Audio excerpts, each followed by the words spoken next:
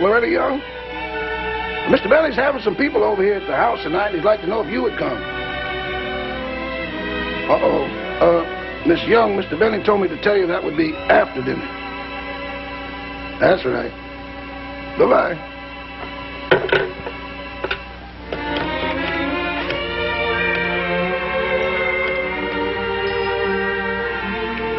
Hello, Miss Irene Dunn? This is Rochester over at Mr. Bentley's house. He'd like to know if you could come over tonight. He told me to be sure to tell you that that's... Oh, that's right. I forgot. You've been here before. Goodbye. Cigarette, anyone? Thanks, Paul. There aren't any. Oh, that's our Jack. Mm-hmm. Here you are, Bill. Thank you. Well, hello, everybody. Oh, Glad you could come. Everybody comfortable? Yes, sure. Good. Cigarette, Jake? Oh, thank you.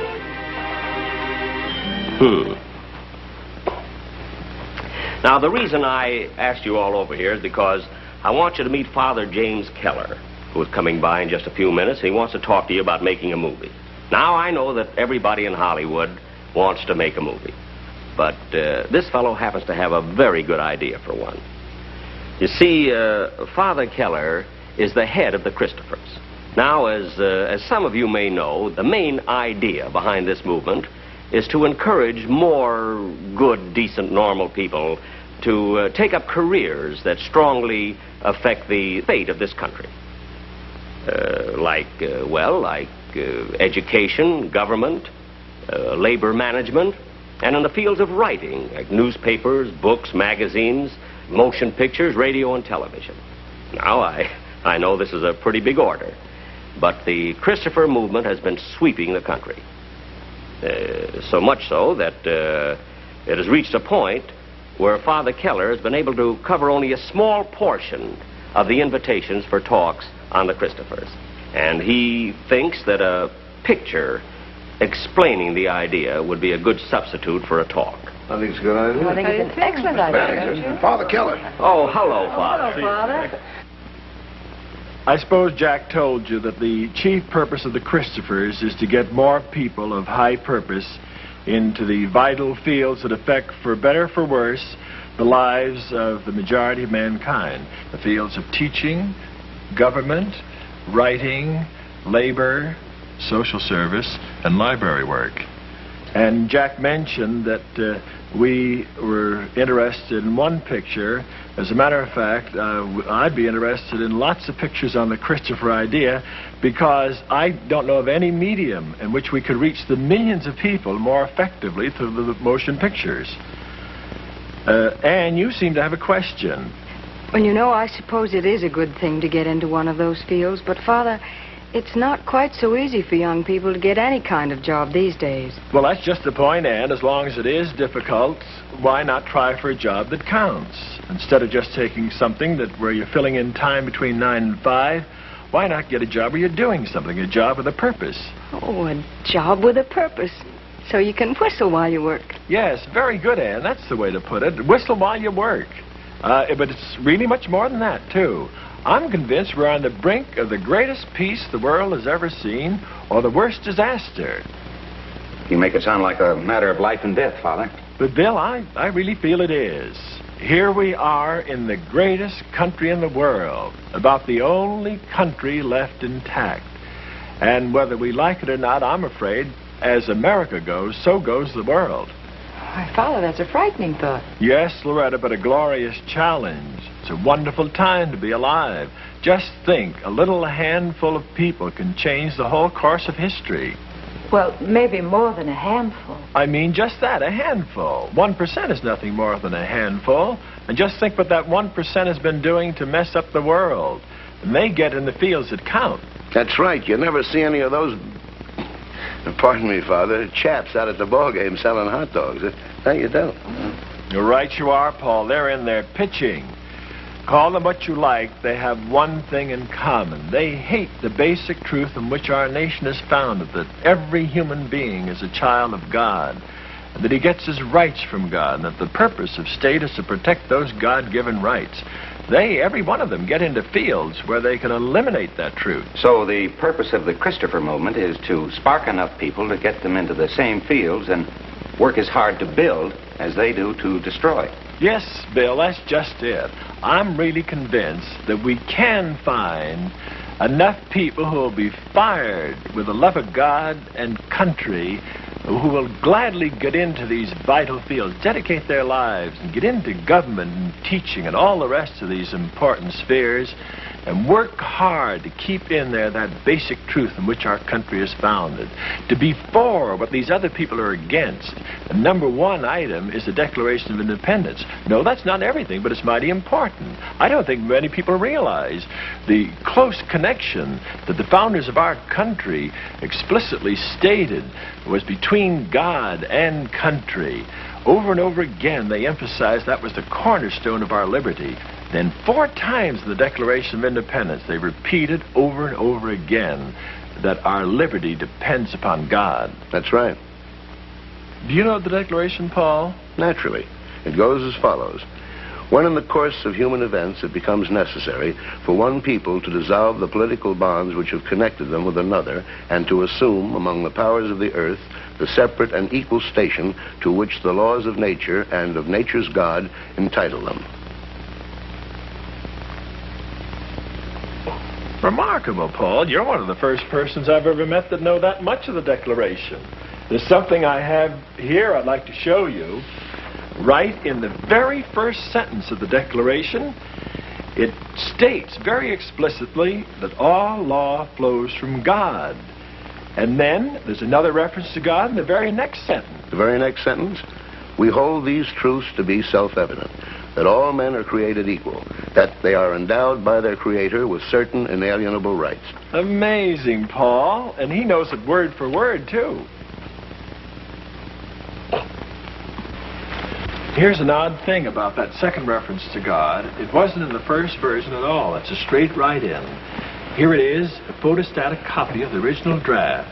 The first version said, all men are created equal, and from that equal creation, they derive certain inalienable rights. But apparently, they want to emphasize the point still more. So you can see where Jefferson crossed out the phrase, from that equal creation, they derive certain inalienable rights, and wrote in the phrase, they are endowed by their Creator with certain inalienable rights. Now, that's not the only change that was made in the Declaration. When it was submitted to the first Congress, they made several changes, several deletions, but they insisted on only 2 additions, and both those additions were reference to God, and they're both in the last paragraph. The last paragraph. The last paragraph. We, therefore, the representatives of the United States of America in General Congress assembled, appealing to the Supreme Judge of the world. Very good, Paul. Appealing to the Supreme Judge of the world. That's just the point they want to emphasize. And then again in the last paragraph. And for the support of this declaration with a firm reliance on divine providence. Thanks a million, Paul. You were a big help. No reflection, Paul, but how did you learn all of that? Yeah, I'd like to know, too. Well, the teacher used to keep me in after school a lot. I bet I wrote that in the blackboard 5,000 times. I'll say this for the woman, though. She didn't have me writing cat and dog or Paul was a bad boy. She must have a lot of that Christopher purpose we've been talking about. You know, that 1%'s a cozy group. All they want to do is tear the heart out of the Declaration. And that's bad enough, Bill, but they're out to do much more than that. They want to destroy the very pursuit of happiness, the whole reason for being, the joy of living that's come down through 20 centuries of Christianity. And for over 3,000 years, the Jews have carried the sublime truth that man is made in the image and likeness of God, that he has an eternal destiny. And all of this stands out ever so much more clearly when you think of what Adolf Hitler and Karl Marx said about their idea of the worth of the human being. Here are Hitler's words. He said, to the Christian doctrine of the infinite significance of the individual human soul, I oppose with icy clarity the saving doctrine of the nothingness and insignificance of the human being. And Karl Marx put it a slightly different way, but his idea was just the same. He said, The democratic concept of man is false because it is Christian. The democratic concept holds that each man is a sovereign being. This is the illusion, dream, and postulate of Christianity. Then our position is crystal clear, Father. We say man is a creature of God, responsible to God. That 1% say that man is a nobody. Yes, just a nobody worth about $1.89, just a bunch of chemicals. And they don't want men to know his sacred worth. And that's why they swarm into every field they can to eliminate every trace of man's dignity. They want to wipe it out, eliminate it from the face of the earth. Well, is it correct to say, then, that the Christophers are an anti-communist movement? No, the problem as we see it is this. It's getting good people in, getting the good citizen to do his part in saving our country and saving the world. And so, the Christopher approach emphasizes the affirmative, the constructive, doing something positive.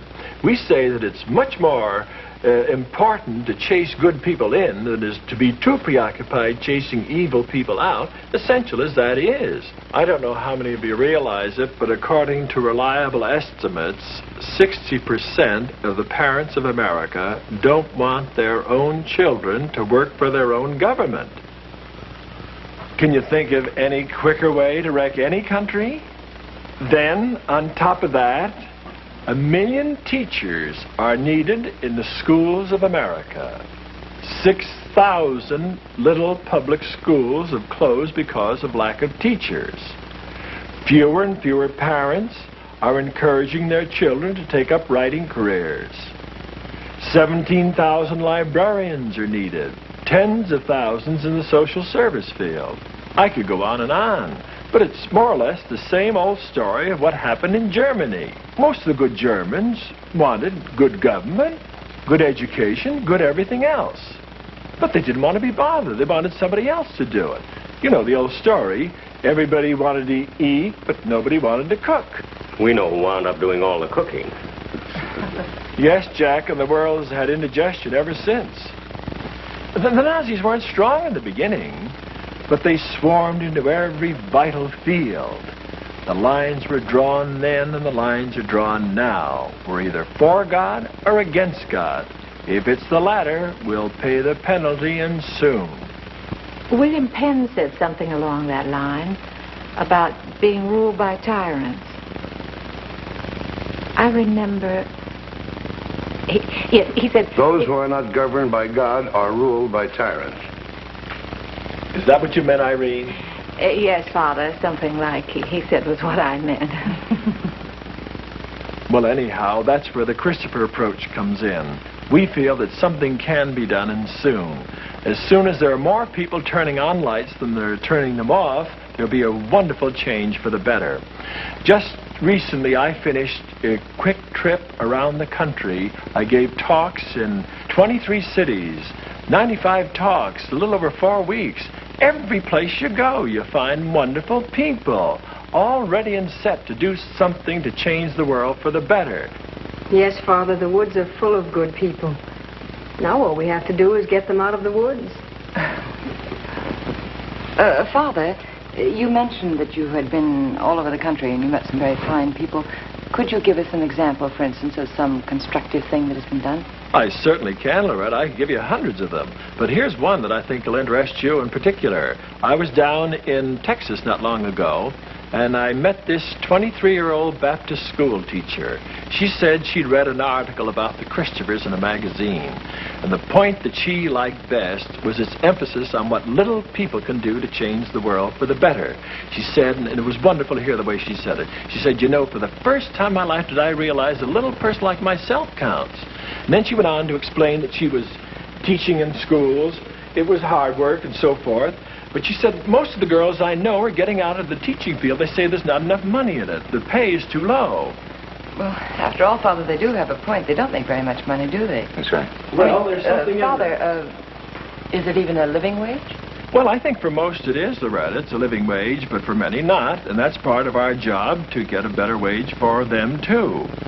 But this girl had a very fine solution for the present. she said she was going to stay in there teaching.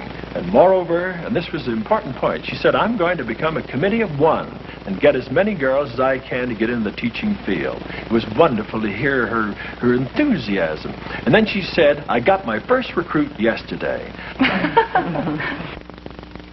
Father, tell them one about the young fellow in the gas station. Oh, yes, there's a nice point to that story, Jack.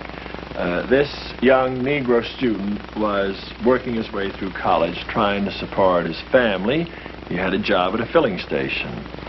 A little bit of prejudice developed, and about 10 or 12 people stopped buying gasoline.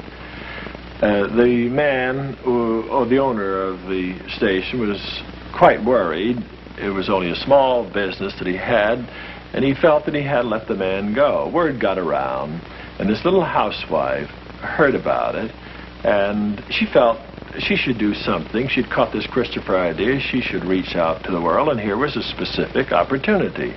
So in a very nice way, she walked down to the station and asked if there was anything she could do. And this man was so surprised. He said, well, you're the first one that's offered to do anything. Everybody's complaining. Nobody's doing anything. But she said, how many customers would you lose if you kept him? Well, he said, I don't know, about 20 maybe. She said, if I go out and get you 20 new customers, will you keep them? He said, I certainly will. She went out and got 25 new customers. One of the big magazines picked up the story and carried it to at least 15 million readers. I dare say that maybe 1 million people have done things through her example. She wanted to reach the world. Well, she did reach the world. Oh, Father, that's a marvelous story, and that's what the Christophers can do, huh? I could tell you thousands of stories like these. Each one emphasizes over and over again the big things that little people can do. I'm convinced that God will bless any old fool who will try. I don't think he'll bless the smartest person in the world who says it can't be done. You know, our forefathers left us a wonderful pattern, a heritage we should cherish. Each one of us can play a part in preserving it. Yes, you and you and you and everybody else can do something to change the world for the better. Father, you have a customer. You can count on me too, Father. I'm in. I think I can speak for everybody. Why not? You've been doing it all evening.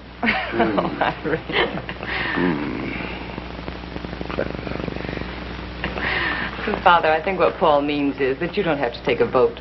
You can have a boost from all of us here. Because I really believe that everybody here is thrilled with the idea that all over the country there are people simple enough and wise enough to know that if you don't belong to the human family, you don't belong to anything. Well, in other words, if you don't stand for something, you fall for anything. That's right, Loretta. Very true. Father Keller, there's a couple of songwriters here wrote a song they thought maybe you could use. Their names are Johnny Burke and Jimmy Van Heusen. You remember they wrote that song, Would You Rather Swing on a Star, Carry Moonbeams Home in a Jar? Johnny Burke and Jimmy Van Heusen. Hello, Father. Hello, Johnny, Jimmy. Hello, Jack? Father. Oh, yes. They brought a fellow along with them that said he'd like to sing it. Claims he's a baritone. I didn't get his last name, but his first name is Bing. Well, hello, Father. Hello, Bing. Well, what a major league talent you have here, huh? Well, good evening, Father. Good evening, Bing. Hi, Welcome Jack. to come. Hello, Bing. Say, Jack, the boys here have written a song that they think more or less suits Father Keller's purpose. Oh, then you know his work. Oh, certainly. Good. Say, did Father Keller tell you about the Declaration of Independence and the pains our forefathers went to in writing this beautiful document? Yes, he did, Jack. In fact, that was sort of the inspiration for the song. I hope it fits, Father. In any case, here it is. The dream I'm building is early American. Something that won't go out of style. It makes you feel that life's worth living the way they must have felt that first Thanksgiving. You sure get sold on that early American. After you look around a while, so I'm building a dream for someone who likes early American.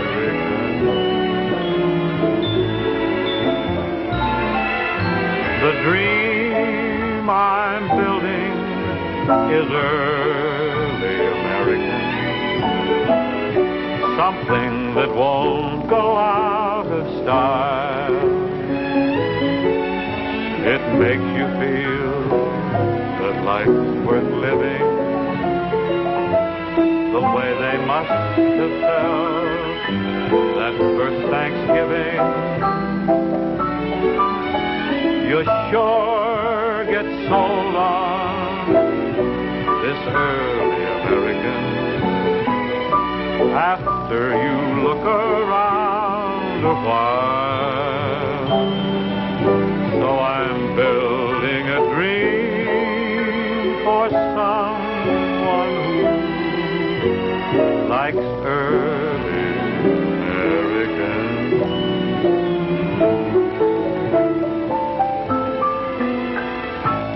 Think it works? I think it's wonderful. Thank you, Really, sir. God bless you. Thank you, Father. Marvelous. Oh, here's a telegram for you, Father Keller. Oh, Rochester, thank you. Would you mind holding this, please? Not at all.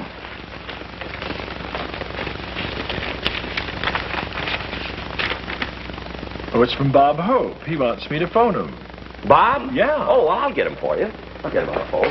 See, he lives right over here in North Hollywood. It's no distance at all, you know. Maybe, but that telegram says from Houston, Texas. Father, don't you think it would be better to send Bob, write him a letter? You know, sometimes the written word, you can get so much more out of it. You know? Yeah, I know how you feel, Yeah. Jack, but Bob says phone him and right away. If it Phone makes him. any difference, I'll be glad to. Oh, now, wait a minute. No. Now, Father, please, no. Certainly not. I'll get him on the phone for you. Yeah. What's the number? Jackson 4219. Mm-hmm. Houston, Texas. I know about Houston. I know it. Oh, operator, I'd like to get Mr. Bob Hope, please, in Houston, Texas. Yeah, the number is Jackson 4219. Gee, Jack, I hate to put you to this expense. Oh, listen, Father, let me explain something to you. Believe me, on the radio, I'm supposed to be a real cheap, stingy character, you see, but that's only to get laughs, that's all. You have to get laughs, but don't confuse that with the real me, because in real life, I'm not like that at all, you know.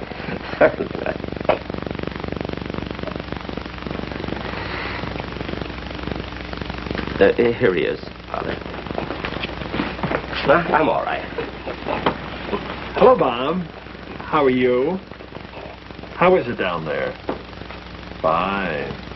I hope to get down there myself in a few weeks. How's the weather? You asked him that already. Sure. Fine. Did Dolores go with you? Father, ask him what he wants. Bob, I'm at Jack's. Can you make it snappy? Yes, Father? Uh-huh. I can hardly hear you. Well, I have a little... Will you wait till I turn this Crosby record off? Just... Hey, fellas, will you pipe down? Will you talk a long distance to Hollywood? It's expensive. How can I explain it to you? Jack Benny's paying for it.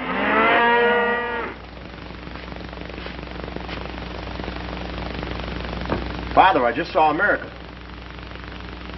Must be radio fans. Hey, Father, I'm sorry I wasn't at Jack Benny's house for the meeting. But I just want you to know I'm behind this project for the Christophers. Well, it seems like a good idea to me, getting the people back to the basic idea behind the Declaration of Independence. Yeah, you couldn't push a better product. Seems to me you don't hear much anymore about the Declaration. All you hear about is the Constitution and the Bill of Rights. But let's not forget for a moment that they don't add up to much if you pass up the Declaration. Yeah, and I'm sure there's a lot of folks here in Texas will be behind you. It's just their dish. Good luck, Father. Thanks a lot. I'll be seeing you. Bye-bye. Jack, I can't begin to thank you for this. It's marvelous. Don't thank me, Father.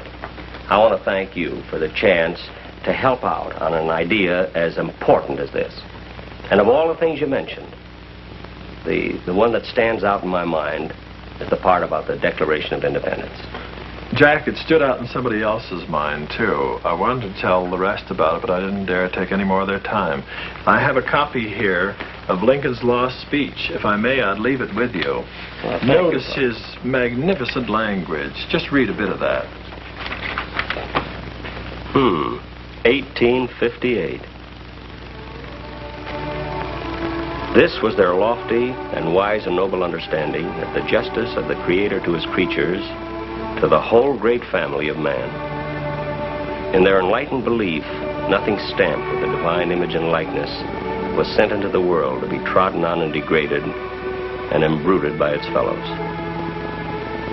Now, my countrymen, if you have been taught doctrines which conflict with the great landmarks of the Declaration of Independence, if you have listened to suggestions which would take from its grandeur and mutilate the symmetry of its proportions, if you have been inclined to believe that all men are not created equal in those inalienable rights enumerated by our Charter of Liberty, let me entreat you to come back. Return to the fountains whose waters spring close by the blood of the Revolution. Think nothing of me. Take no thought for the political fate of any man whomsoever, but come back to the truths that are in the Declaration of Independence. Do not destroy the immortal emblem of humanity, the Declaration of Independence. God bless you, Jack. God bless you too, Rochester. Thank you.